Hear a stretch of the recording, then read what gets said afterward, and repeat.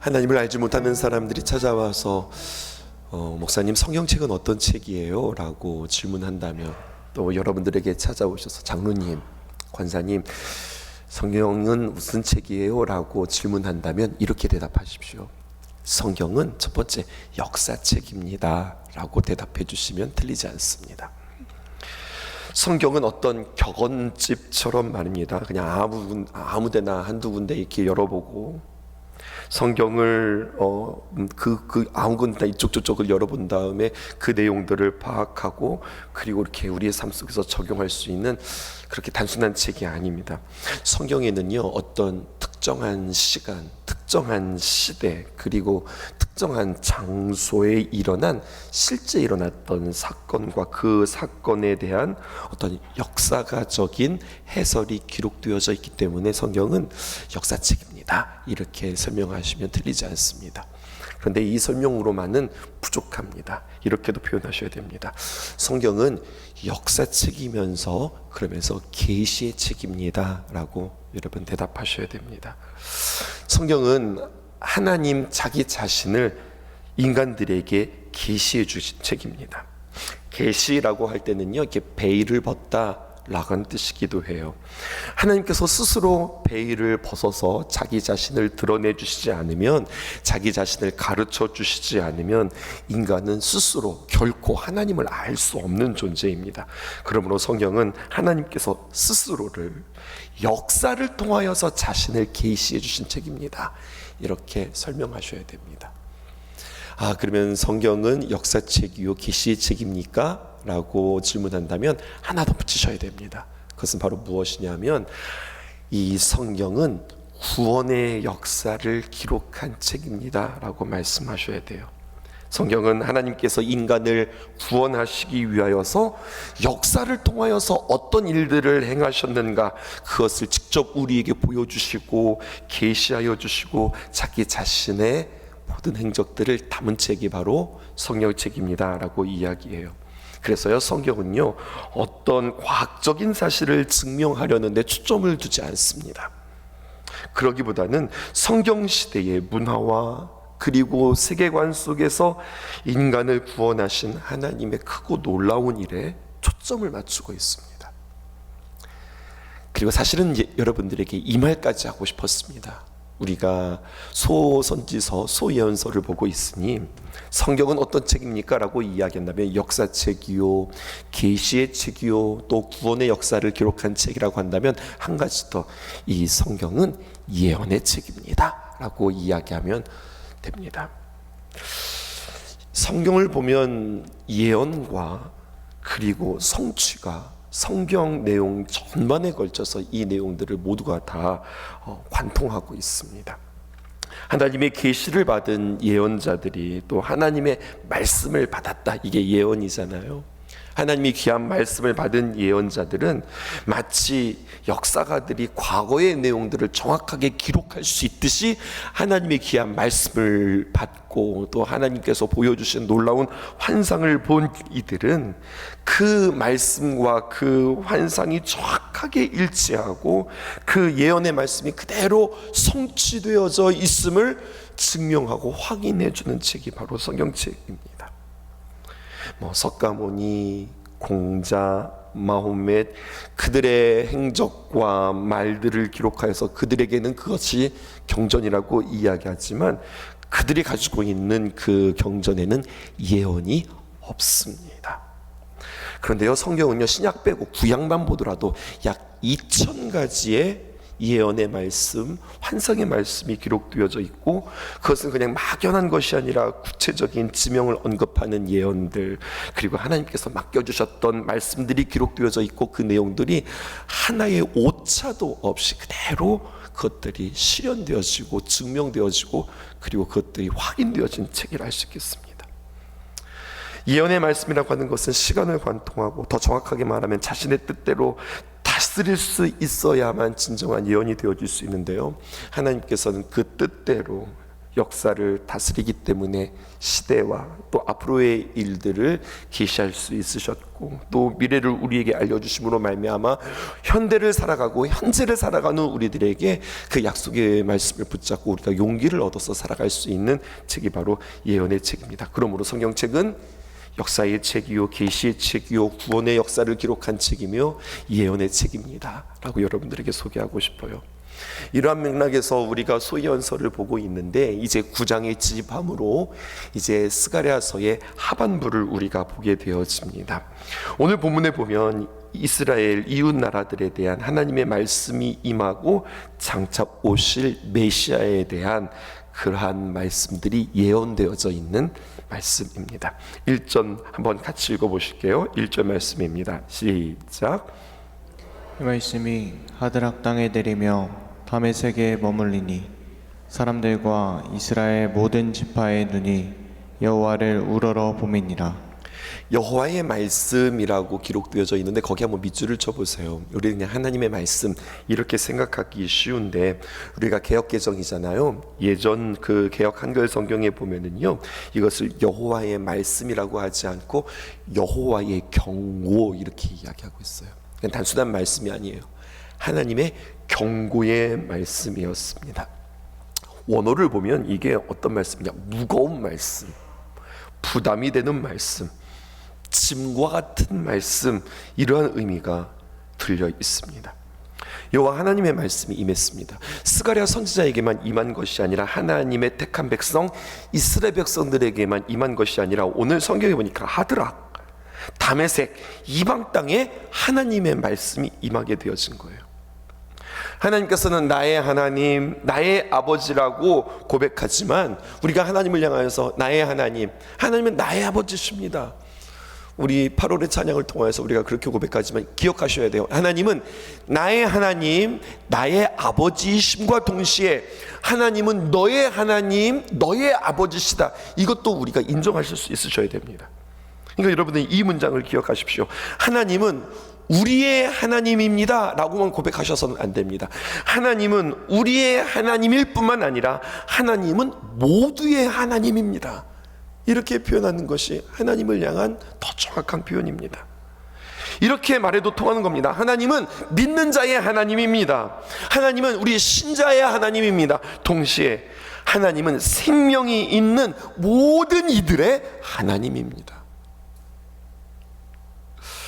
모든 이들의 하나님이신데 그 가운데 하나님께서 나를 택하셨고 또 구원하셨고 또 이스라엘을 택하시고 구별하신 이유는 모든 이들의 하나님인데 내가 하나님의 거룩한 자녀가 되었어요. 이거 무슨 뜻일까요?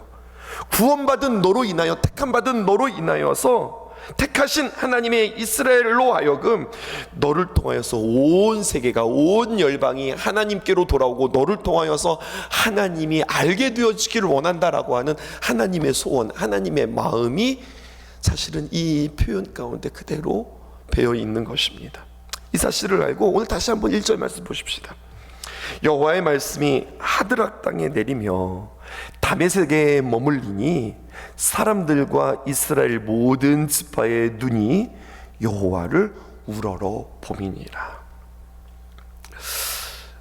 이 말씀을 어떻게 하면 조금 더 쉽게 여러분들에게 설명해 드릴까요? 오늘 광복절을 맞이해서 제가 연기 한번 해볼까요? 연기. 여호와의 말씀이라고 그랬죠. 여러분, 근데 이 여호와의 말씀이 어떤 말씀이라고요? 경고의 말씀이라고요. 무거운 말씀이라고요. 개역개정에는요, 경고의 말씀, 부담스러운 말씀, 부담되고 그리고 경고의 말씀이니 듣는 사람들에게는요 아픈 말씀이고, 여러분 이것은 참 힘든 말씀이죠. 그랬더니 이 말씀이 이방 땅 하드락과 그리고 다메섹 땅에 머무니 이 말씀을 받는 사람들의 표정은 어떨까요? 하나님이 이방 땅에게 하나님께서 말씀하셨거든요. 그때 그 사람들의 표정은 어떨까요? 경고와 부담스러운 이 어려운 말씀에 그들은 고개를 숙이고 한숨을 쉬면서 이렇게 하나님의 말씀을 듣겠죠. 근데 말입니다, 거기 이방 사람들, 다메섹 사람들, 하드락 사람들만 있는 것이 아닙니다. 이스라엘 지파 사람들도 있는 거예요. 근데 신기하죠? 이들은 하나님의 말씀을 대하는 태도가 다른 거예요. 무서운 말씀이고 경고의 말씀이고 무거운 말씀이야. 이렇게 하는 이 말씀에 이스라엘 사람들, 하나님의 거룩한 백성들은 이 말씀을 어떻게 보느냐, 표정이 고개를 땅을 떨어뜨리면서 이런 것이 아니라 눈을 반짝반짝하면서 하나님을 우러러 하나님을 바라보며 소망 가운데 그 말씀을 받으라는 이야기예요. 누구에게는 경고의 말씀이요 누구에게는 소망의 말씀이 아니라 똑같이 경고의 말씀인데, 그 경고의 말씀을 받아들이는 하나님의 거룩한 백성들의 표정과 얼굴과 그 시선은 다른 겁니다. 하나님의 경고의 말씀, 빨간불이 들어왔습니다. 경고와 심판이 실제가 되어지면 이제는 이 빨간불이 그들에게 빨간불, 정말로 실제의 빨간불처럼 그들에게 임할 그러한 지경입니다. 두려움과 떨림으로 하나님을 바라보고 하늘을 바라보는 그러한 지경입니다. 그런데 의인의 눈들은, 하나님께 택함받은 자들은 그것이 불 떨어지는 그렇게 심판의 그러한 날이 아니라 환호와 기쁨으로 그 하늘을 보게 되어지는 겁니다. 마지막 날의 심판의 날은 마치 동전의 양면과 같다고 그랬지요. 의인들은 할렐루야 찬송을 하면서 마치 잔치집에 들어가는 것처럼 기쁨으로 그 날을 맞이하게 되어질 텐데, 악인들은 한숨을 쉬면서 감옥에 들어가는 탄식들이 그들에게 있을 거라는 겁니다. 언제요? 마지막 날에. 근데 오늘 성경의 말씀은 마지막 날이 아니거든요. 하나님의 백성들이 하늘을 향하여서 이렇게 우러러 보는 것들을 보게 되어지면 자신들은 고개를 떨구고 이러고 있다가 하나님의 거룩한 백성들을 보면 저건 뭐야? 우리는 두렵고 떨리고 무서운 말씀인데, 아니 저 사람들은 어떻게 하나님을 저렇게 기쁨으로 영광스러움으로 기대 차서 하나님을 바라보지? 이렇게 되어지면서 그들의 마음 가운데 하나님에 대한 궁금증과 도대체 저들이 섬기는 그 하나님이란 무엇인가, 이런 궁금증들이 그들 안에 새기게 되어진다는 겁니다. 하나님의 놀라운 비전을 우리에게 이야기하고 있어요. 더 쉽게 이야기해 볼까요? 여러분, 어렸을 적에 말입니다. 친구들과 재밌게 놀고 있어요. 신나게 놀고 있을 때 다른 친구들이 와서 그렇게 이야기하는 겁니다. 야, 우리 좀 껴줘라. 우리랑 같이 놀자. 우리도 같이 가서 놀면 안 돼? 그렇게 이야기하는 거죠. 뭐가 그렇게 재미있어? 야, 우리도 같이 껴주면 안 돼? 이렇게 이야기하는 거죠. 우리끼리 너무 신나는 거예요. 너무 재미있는 거예요. 안 싸우고 행복하게 정말로 이렇게 저렇게 잘 지내는 모습들을 보면서 궁금한 거죠. 뭐가 그렇게 재밌어? 뭐가 그렇게 행복한 거야? 세상 사람들은 예수님을 믿는 사람들 보면서 신기한다고 그러죠. 아니 저희들은 술을 먹지 않고 어쩌면 그렇게 오랫동안 앉아서 이야기를 할 수 있어? 골프 쳐야 재미있고 야구 보러 가야 재미있고 세상에서 즐거워야 하는데 맨날 저렇게 모여서 노래하고 기도하고 말씀 듣는 것이 뭐가 저렇게 재밌다고 저 사람들은 저렇게 매일 모이는 거야? 재미있는 모습만 봐도, 행복한 모습만 봐도, 아니 요즘 무슨 웃을 일이 있다고 저들은 저렇게 웃으면서 살아가지? 어떤 정신 나간 사람이 말입니다. 가만히 쭈글쭈 앉아서 땅에서 계속 뭔가를 바라보고 있는 거예요. 지나가는 개미만 이렇게 보고 있는 겁니다. 그랬더니 사람들이 다 웅성웅성 보이는 거예요. 뭐가 있는 거야? 뭐를 보고 있는 거야? 개미 보고 있는데요, 뭐가 있는 것 마냥 말입니다. 사람들이 웅성웅성 자꾸 모여서 뭐가 있어서 저렇게 보는 것처럼 사람들이 모인다고 하는 거죠. 하나님의 거룩한 백성들이 하나님의 그 귀한 말씀 앞에 하늘을 우러러 보면, 그 시선을 달리하면, 그 하나님의 말씀을 대하는 그 모습들이 다르면 세상 사람들이어서 뭐가 있길래 저렇게 바라보는 거지? 이러한 하나님의 놀라운 비전들이 우리를 통하여서 하나님께서 이루시기를 원하신다는 거예요. 2절 말씀 보실까요? 그 접경한 하맛에도 임하겠고 두로와 시돈에도 임하리니 그들이 매우 지혜로움이라. 하나님의 귀한 말씀이 이스라엘 백성들뿐만 아니라 이방 곳곳에도 하나님의 귀한 말씀이 임하게 되었습니다. 스가랴서 9장 2절에 있는 말씀, 제가 PPT는 준비하지 않았는데 세번역에서는요 이렇게 말씀하고 있어요. 하드락 가까이에 있는 하맛에도 자기들 스스로 매우 지혜롭다고 하는 두로와 시돈에도 그 하나님의 말씀이 내린다. 스스로 지혜롭게 여기는 이들에게 참된 지혜의 말씀이 임하게 되어지자 그들은 부끄러워하고 또 두려워합니다. 3절에 있는 말씀입니다. 두로는 자기를 위하여 요새를 건축하며 은을 티끌같이 금을 거리에 진흙같이 쌓았도다. 이 두로라고 하는 도시는 어떤 도시일까요? 과거 해상무역의 중심 도시였습니다. 그러니 그들이 얼마나 많은 돈들을 모을 수 있었을까요? 성경은 이렇게 표현하고 있잖아요. 마치 은을 먼지처럼 티끌처럼 금을 거리에 진흙같이 쌓아놓았다. 그렇게 많은 돈들을 모으고 경제적인 부를 달성하였지만 그들 또한 하나님의 백성들이 그들을 바라보는 하나님, 아무리 세상에 많은 것들을 쌓아놓았지만 그들이 행복하지 않은 거예요. 하나님의 거룩한 백성들이 하나님을 바라보는 그 시선들을 바라보면서 그들의 시선에 따라 그들도 하나님을 바라보게 되어진다고 하는 거죠. 4절 보실까요? 주께서 그를 정복하시며 그의 권세를 바다에 쳐넣으시니 그가 불에 삼켜질 것이라. 땅에 그토록 융성하던 것들이 언젠가는 불덩이 속으로 들어가고 말 것이다. 너희들의 지혜를 자랑했느냐? 너희들이 은금을 자랑했느냐? 세상의 그 무엇들을 자랑했느냐? 그 모든 것들이 다 불에 삼켜지고 없어질 것이다 라고 말씀합니다.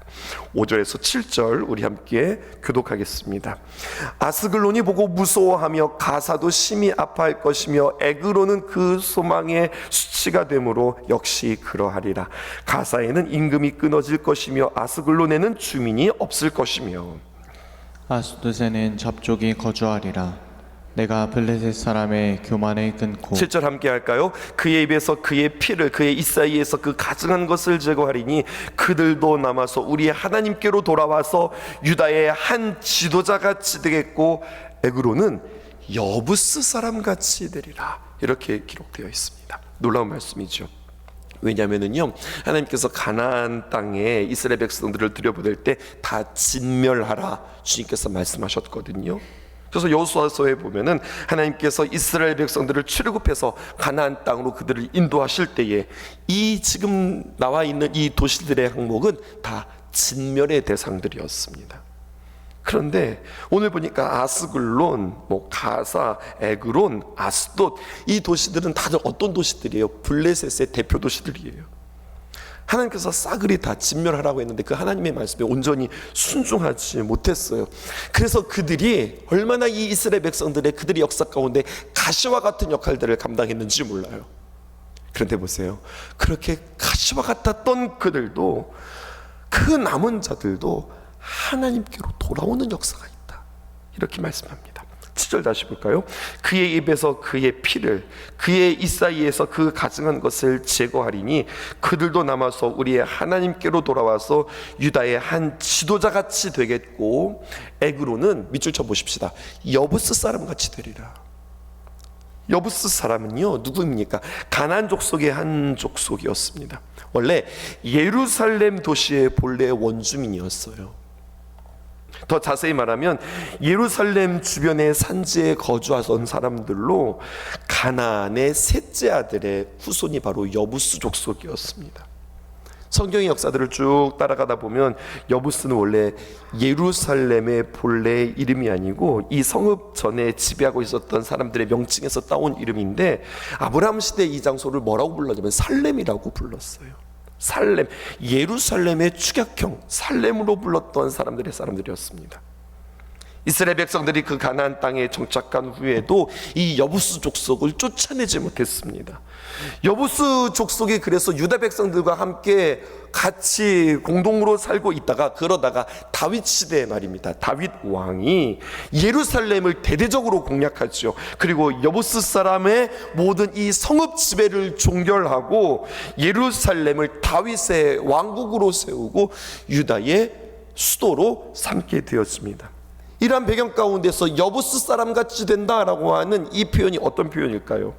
옛날 다윗의 정복을 당한 여부스 사람들이 이스라엘에 귀화한 것처럼 오늘 스가랴 선지자는 뭐라고 이야기하냐면 이방 나라 블레셋의 그 주요 도시 에그론과 여러 많은 도시들이 하나님의 구원에 참여할 것을 지금 성경적으로 우리에게 이야기하고 표현하고 있는 겁니다. 마지막 8절 보십시다. 함께 읽읍시다. 시작. 내가 내 집을 둘러 진을 쳐서 적군을 막아 거기 왕래하지 못하게 할 것이라. 포악한 자가 다시는 그 지경으로 지나가지 못하리니 이는 내가 눈으로 친히 봄이라. 오늘 말씀을 정리한 귀한 말씀입니다. 하나님께서 구원을 약속하셨어요. 이방인들에게 대한 구원을 하나님께서 다시 한번 다짐하시면서 뭐라고 말씀하시냐면 내가 내 눈으로 친히 본다, 이렇게 말씀하고 계시죠.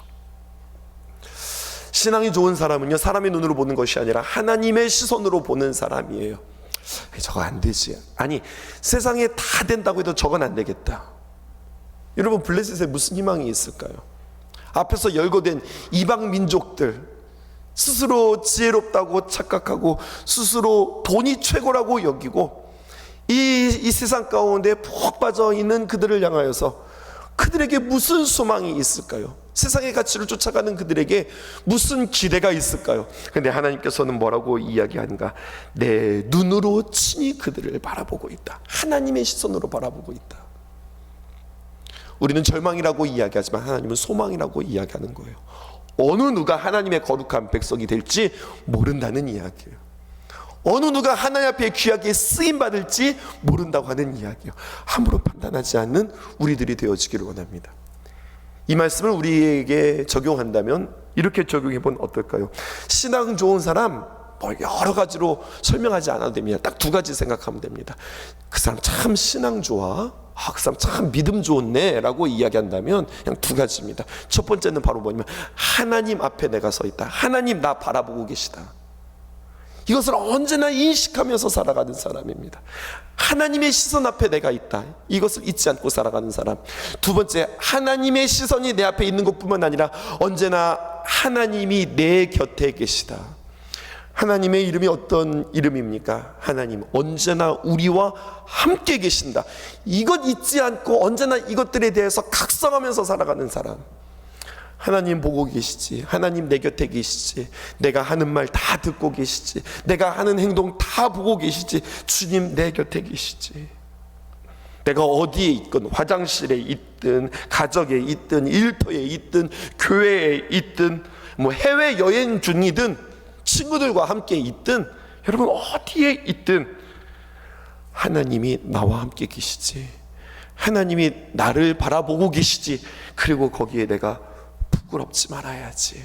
신앙 좋은 사람, 흔들리지 않는 사람. 그래서 우리가 기도하는 거죠. 하나님 마음 다하고 뜻을 다하고 힘을 다하여서 그 하나님 사랑하게 하시고 그 하나님의 시선 앞에, 하나님의 임재 앞에, 하나님의 존재 앞에 늘 내가 있다고 하는 사실을 잊지 않게 해주세요. 그러면 우리 행동거지와 또 우리의 말과 우리의 시선과 우리의 생각이 얼마나 많이 달라질까요? 이것을 다시 한번 기억할 수 있는 저와 여러분 되기를 주님의 이름으로 축복합니다. 오늘 8.15 광복절인데요, 특별히 나라와 민족을 위하여서 함께 기도할 수 있었으면 좋겠습니다. 오늘 말씀에 근거하여서 세 가지 기도 제목 여러분들과 함께 나눕니다. 첫 번째입니다. 오늘 특별히 나라와 민족을 위하여서 기도하실 텐데요, 나라의 지도자들과 위종자들을 위하여서 기도하십시다. 하나님, 정치인들이 자신의 이익보다 나라와 백성을 먼저 생각하는 마음을 주옵소서. 뉴스를 보면 또 정치인들이 하는 일들을 보면 저기 무슨 소망이 있겠는가 생각하기 쉽고 한숨이 나오고 답답하지만 여러분, 그렇다고 외면하는 것이 아니라 오늘 스가랴의 말씀이 여러분들에게 다시 한번 적용되었으면 좋겠어요. 하나님, 저들을 통해서 하나님 일하시고 역사하여 주옵소서. 기도할 수 있기를 원하고요, 우리 광복절을 맞이하는 감사와 다짐들이 다시 한번 우리 안에 있었으면 좋겠습니다. 진정한 광복은 무엇일까요? 하나님께 돌아오는 것이 바로 광복이다. 우리의 민족이 영적 광복을 이루게 하여 주옵소서. 기도해 주시고요, 무엇보다도 우리 믿음 좋다는 게 무엇일까요? 하나님 사랑하고 우리 주님 사랑하는 마음과 뜻과 힘을 다하여서 하나님을 사랑하는 귀한 성도들 되어지게 하시고, 우리가 그렇게 하나님 사랑하면 아니 저들 뭐가 좋아서 저렇게 좋아해, 아니 뭐가 저렇게 좋아서 맨날 웃으면서 살아, 사람들이 우리를 향해서 궁금해한다고 하는 거죠. 그렇다고 우리가 연기하는 건 아니에요. 연기하는 건 아닌데 정말로 주님 안에 있으면 우리가 진정으로 행복할 수 있어요. 주님과 함께하는 시간이 가장 행복한 시간임을 알고 그렇게 주님 안에 거함으로 말미암아 나도 모르는 사이에 주님의 아름다운 향기, 주님의 귀한 빛이 흘러가는 우리들 되어지도록 도우소서. 기도하는 저와 여러분들 되어지기 원합니다. 전능하신 우리 하나님,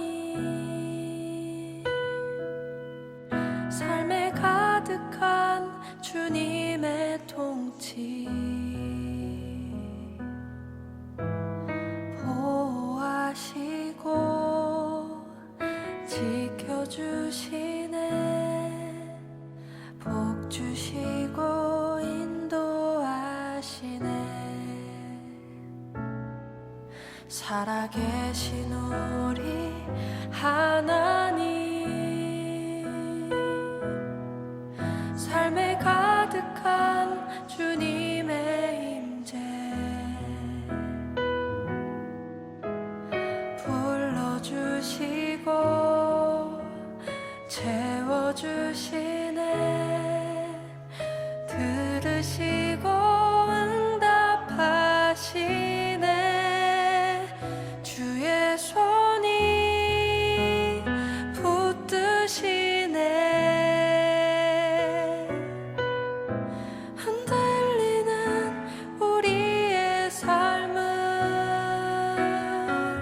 주의 손이 고치시네. 상한 우리의 마음을 함께 찬양합시다. 전능하신 우리 하나님, 삶에 가득한 주님의 통치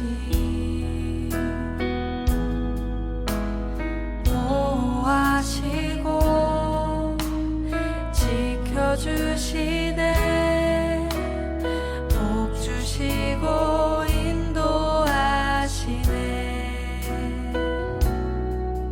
살아계신 우리 하나님, 삶에 가득한 주님